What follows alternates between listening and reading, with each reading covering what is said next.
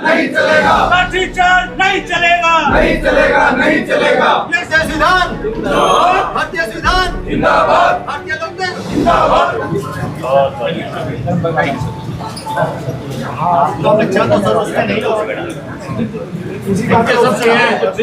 सबसे बच्चे अपने भी नहीं बच्चे अगर वो नहीं गए आज तो प्लीज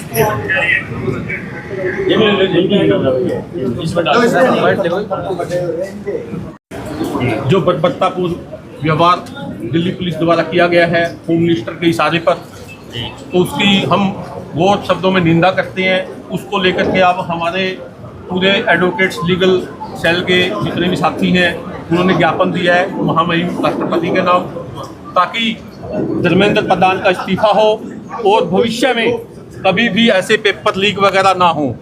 हमारे देश के अंदर अभी तक इस सरकार के कार्यकाल में 153 टाइम पेपर लीक हो चुके हैं। और अब की बार सभी को पता, आपको भी पता, यूपीएससी का जो एग्जाम का पैटर्न था वो बिल्कुल ही अलग था, जिसको देश के टॉप नॉच इंटेलिजेंट बच्चे एग्जाम देते हैं। जब उसका पैटर्न ही अलग है, ना तो उनको पहले अवगत करवाया गया कि पैटर्न ये आएगा, एकदम से वो एग्जाम में जाते हैं, देखते हैं क्या पैटर्न ही बिल्कुल चेंज है। तो इसका मैसेज क्या है, क्या मैसेज देना चाहती है सरकार? इसका मतलब बैकडोर एंट्री से सब कुछ हो रहा है। जो उनके चहेते हैं उनको पैटर्न भी समझा दिया जाता है, उनको पेपर भी लीक करके दिया जाता है। जितने भी कर्मचारी या जितने भी साथी और हैं, मैं तो ये कहूँगा पुलिस के नौजवान ये खड़े हैं जो, इनको भी अपने कॉन्टैक्ट में जितने नौजवान गए हुए हैं उनको कहना चाहिए, सबके बच्चे, इनके भी बच्चे हैं, हमारे भी बच्चे हैं, इनको इतना निर्ममता से व्यवहार नहीं करना चाहिए। कुछ मजबूरियाँ इनकी भी हो जाती हैं। कुछ साथियों से बात हुई है जो पुलिस डिपार्टमेंट में, एक दिल्ली पुलिस में ही है, मेरा कजन रिश्तेदार है, वो कहता है यार क्या करें, दिल तो हमारा भी पसीजता है। दिल पसीजता है, कम से कम फॉर्मेलिटी कर लो, तुम भी देश के नागरिक है, देश के बच्चे हैं। आपने ज्ञापन दिया कि आपको लगता है कि राष्ट्रपति तक पहुंचेगा? हमें उम्मीद है, सो हो। बाकी आज की सरकारों का जो रवैया हमें क्या आपको लगता है कि राष्ट्रपति आज तक कोई एक्शन नहीं लिया, क्या लेगी एक्शन? भाई साहब, एक्शन ये सरकार लेती ही नहीं है। फर्स्ट ऑफ ऑल तो इस सरकार में कभी भी किसी भी घोटाले का पर्दाफाश नहीं हुआ, ना इन्होंने किसी भी अपने मंत्री संतरी एमएलए के खिलाफ आज तक कोई कार्रवाई की है। पिछली सरकारों ने कार्रवाई भी की है, उनके खिलाफ चार्जशीट भी दाखिल हुए हैं, कोर्ट में मुकदमे चले हैं, चाहे 2G स्पेक्ट्रम को उठा लो, चाहे कोल घोटाले को उठा लो, सरकारों ने खुद कार्रवाई की है। मगर ये तो मौन बने हुए। Legal chairman district Congress committee Kaithal और standing council central government of India. मैं ये कहता हूँ कि भाई जो 20 तारीख को छात्रों और छात्राओं पर जो पुलिस द्वारा बर्बर लाठीचार्ज किया गया है और उनकी बेइज्जती की गई है, उसको हम कंडेम करने के लिए आज इकट्ठे हुए हैं legal cell Congress district committee की तरफ से।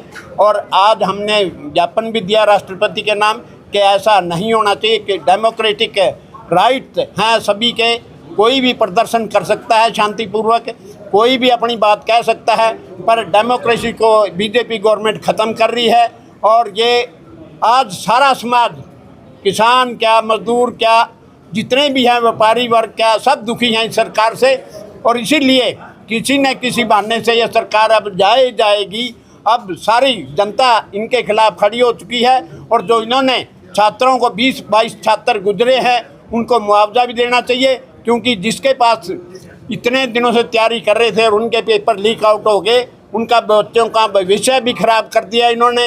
152 पेपर लीक हुए हैं, छोटे मोटे पेपर लीक नहीं हुए, जिसका देश का राष्ट्रपति से लेकर नीचे पीएम तक सब के सामने इकट्ठे होकर लोग खड़े हो गए हैं।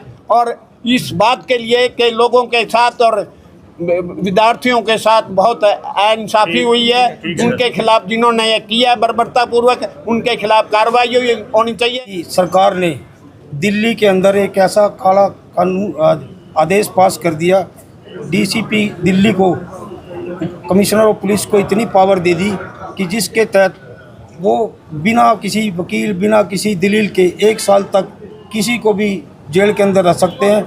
हमने इस ज्ञापन के माध्यम से इस मांग को भी राष्ट्रपति महोदय को पहुंचाने का प्रार्थना की है। फिर तो देश के अंदर कोई लोकतंत्र ही नहीं बचेगा। एक तरह से ये अघोषित इमरजेंसी है। हमने इस ज्ञापन के माध्यम से मांग करी है, जो ये सरकार ने पावर दिल्ली कमिश्नर को दी है NSA के तहत, इसको तुरंत वापस किया जाए ताकि लोकतंत्र की रक्षा की जा सके। डाकुओं ने कर ली खड़ी फौज चोरों की, अब इनको क्या ज़रूरत है औरों की। जय भारत, जय हिंद।